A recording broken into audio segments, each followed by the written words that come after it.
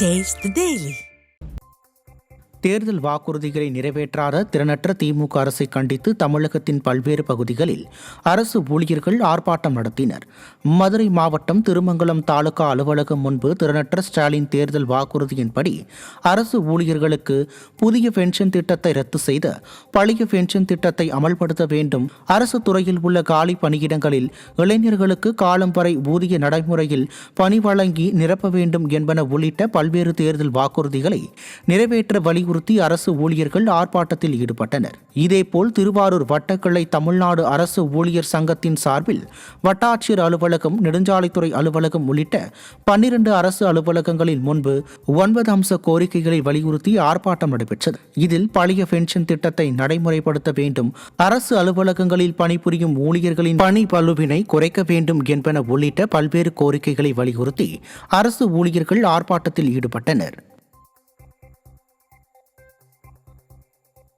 பழைய பென்ஷன் திட்டத்தை ரத்து செய்து புதிய பென்ஷன் திட்டத்தை ரத்து செய்து பழைய பென்ஷன் திட்டத்தை அறிமுகப்படுத்துவோம் என்றும், முடக்கப்பட்ட சரண்டரை அறிமுகப்படுத்துவேன் என்றும், எண்ணற்ற தமிழகம் முழுவதும் காலி பணியிடங்கள் எல்லா இடங்களிலும் காலி பணியிடங்கள் இருக்கிறது, அந்த காலி பணியிடத்தை நிரப்புவேன் என்றும் கூறியதன் அடிப்படையில் இன்று மாண்புமிகு முதல்வர் அவர்கள் தமிழ்நாடு அரசு ஊழியர் சங்கத்தினுடைய மாநில மாநாட்டிலும் சரி, ஜாக்டோ ஜியோ வாழ்வாதார நம்பிக்கை மாநாட்டிலும் சரி, உங்களுடைய கோரிக்கை நியாயம், விரைவில் நான் தீர்த்து வைப்பேன் என்று கூறியவர் கிட்டத்தட்ட 44 மாத காலம் ஆகியும் இன்று வரை அரசு ஊழியர் ஆசிரியர்களுக்கான கோரிக்கை எதையும் தீர்க்கப்படவில்லை.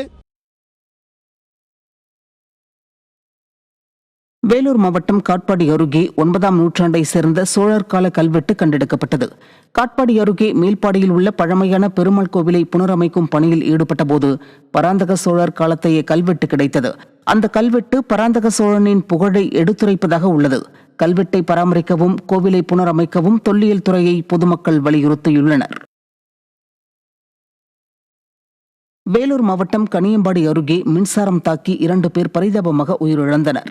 மேல்வல்லம் பகுதியில் கட்டப்பட்டு வரும் புதிய வீட்டின் மாடியில் இரும்பால் செய்யப்பட்ட கைப்பிடி அமைக்கும் பணியில் வேலூர் காகிதப்பட்டறை பகுதியைச் சேர்ந்த முகேஷ், சதீஷ் இருவரும் ஈடுபட்டிருந்தனர். அப்போது இரும்பு கைப்பிடி கம்பி எதிர்பாராத விதமாக எதிரில் உள்ள மின் வயரில் உரசியதில் மின்சாரம் தாக்கி இருவரும் உயிரிழந்தனர்.